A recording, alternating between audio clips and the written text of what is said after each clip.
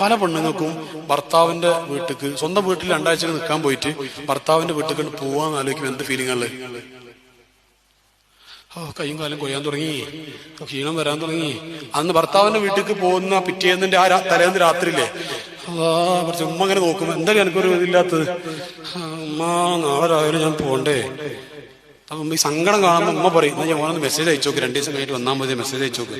അപ്പം എല്ലാം മെസ്സേജ് അയച്ചോക്ക്, ഒരു ഫാത്തിയൊക്കെ മടവൂർക്ക് നാളെ വന്നാൽ മതിയോ. പരോള് നീട്ടിക്കിട്ടാൻ വേണ്ടിയുള്ള ഒരു പെർമിഷൻ റിക്വസ്റ്റാ.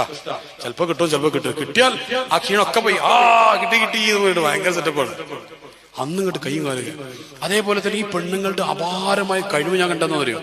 നിങ്ങൾ ഭർത്താവിന്റെ വീട്ടിൽ നിന്ന് നിങ്ങളെ വീട്ടിലേക്ക് പോകുന്ന അന്ന് 9 മണിന് മുമ്പിൽ എല്ലാ പണി കഴിയുന്നുണ്ട് ഇല്ലേ? 9 മണിയാകുമ്പോഴത്തേക്ക് ഫുൾ പണി കഴിയുന്നില്ല അന്ന്. അതേപോലെ എല്ലാ ദിവസവും എടുത്തു വന്നാല് നാളെ പോവാന്ന് പറഞ്ഞിട്ട് അമ്മായിമ്മ എന്താ പറഞ്ഞത്, പണിയൊക്കെ എടുത്ത് കഴിഞ്ഞിട്ട് പോയിക്കോന്ന് പറയും. അതല്ലേ, ഞാൻ 3:45 നീക്കും, പണി 7:15 തീർക്കും, ആങ്ങളെ 7:15 വരും, ഞാൻ എന്നിട്ട് 7:00 പോകും. ഭയങ്കര സെറ്റപ്പാണ്. അതേപോലെ എന്നും എടുത്താൽ മതി, നിങ്ങൾക്ക് ഒരുപാട് ഫ്രീ ടൈം കിട്ടും. പെൺകുട്ടി പെണ്ണുങ്ങൾ സാധുക്കളാണ് സത്യം പറഞ്ഞാല്.